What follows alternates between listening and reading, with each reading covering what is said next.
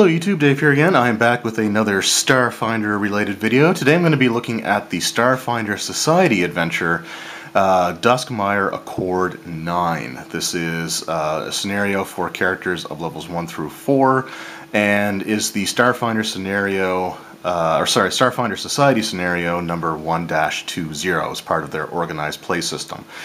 Full disclosure before I start, Paizo Publishing did send me a free download for this adventure for the purposes of doing a review.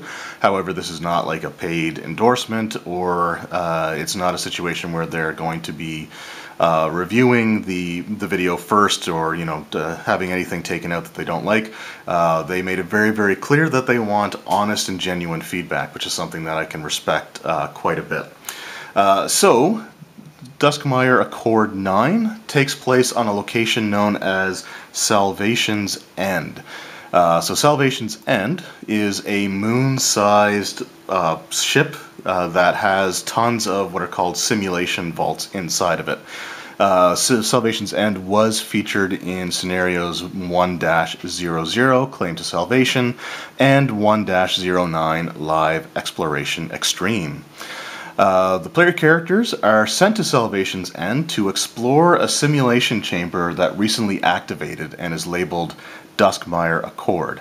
Prior to sending for the PCs, however, the current venture captain who was stationed at Salvation's End attempted penetrating scans into the vault, externally into the vault, to see what information could be learned from that. However, a massive power source is sort of preventing any of the scans from succeeding. So even things like magical scrying have been defeated by this power source. So the PCs are basically tasked with entering the vault to discover the nature of the power source, as well as any other information that they can uncover about the simulation and anything going on within the vault itself.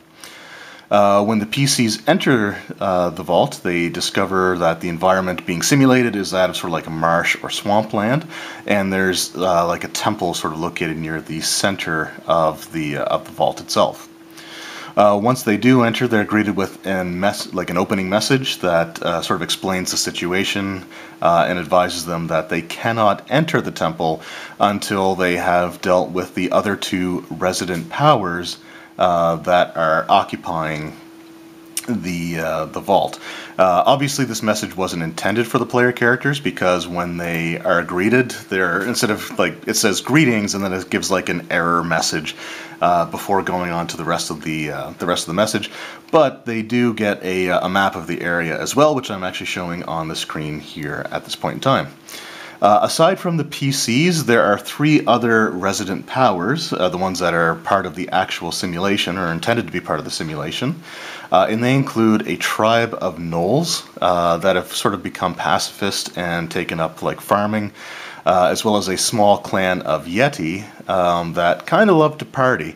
There's also a third mysterious force referred to as the Swamp Monster or Swamp Ghost, and I don't want to spoil what that is. And this is going to be a review that's going to try to avoid as many spoilers as possible. But yeah, I don't want to give away what that third force is. Now the PCs, once they enter, they're sort of free to come and go as they please and to explore. That is until shortly after they interact with one or more of the groups of the powers that are in there, at which point they are approached by one or two security robots, depending on the level of the characters, and informed that their presence has now been integrated into the test. At which point the vault is sealed off with a massive force field, and the only way for them to, anyone to be able to leave the chamber, is to satisfy the conditions of the test, which is basically having only one resident power or faction remaining. Once this is done, it's up to the PCs essentially to decide how they want to deal with the situation.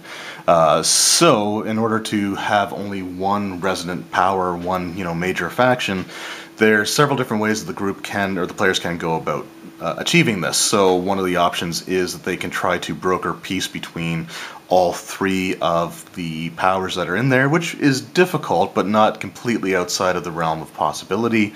They could team up with, or they could join forces with 2 of them to kind of have them under the one banner, have them join forces to take out the 3rd. They could join forces with 1 to take out the other 2, or they could just decide that they're going to become the main resident force themselves by wiping out the other factions.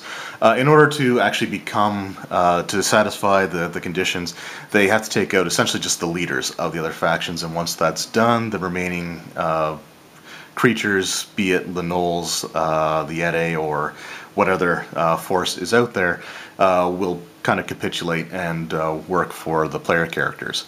So once they achieve that goal, they're able to explore the temple itself and discover the nature of the power source, as well as some of the technology that's contained within. And that's essentially how the adventure goes. There's obviously a lot sort of more to it, and like I said, I don't want to give away too much, but there's some really cool stuff in terms of trying to achieve dominance or get the support of some of the various factions inside, especially the Yetis. They're kind of interesting.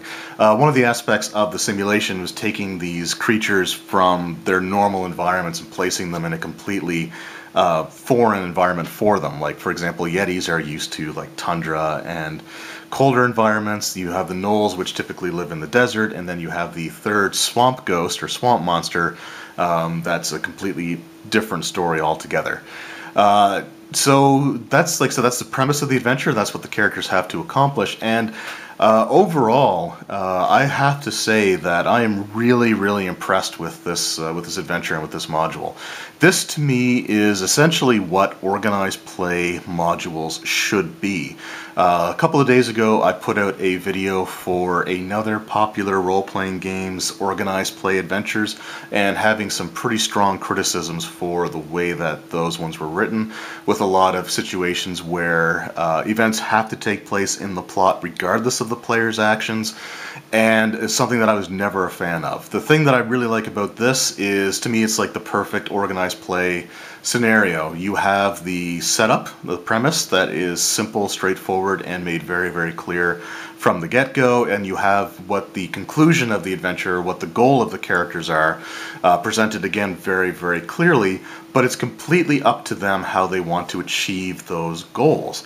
They have complete and total sort of say over what happens. Now, they can attempt something and fail, like if they try to make peace with one of the factions or powers within this area and fail, then yeah, things may go poorly, but at least they have the ability to attempt it. And it is possible to actually go through this scenario, although it's not necessarily likely, but it is possible to go through the entire scenario without a single combat, relying purely on excellent role-playing and proper skill checks, things like that. So it is possible to have a completely combatless scenario, though on the other side of that, it's also fully possible to have a highly combat-oriented scenario. So if the players are more into hack and slash, then this adventure will definitely accommodate them.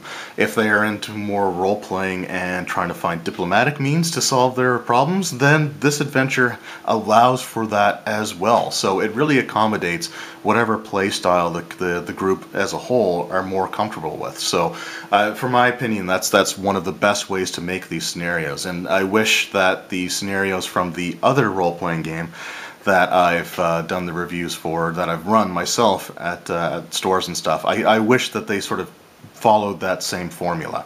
To me, it's the perfect amount of railroading versus the perfect amount of sandbox.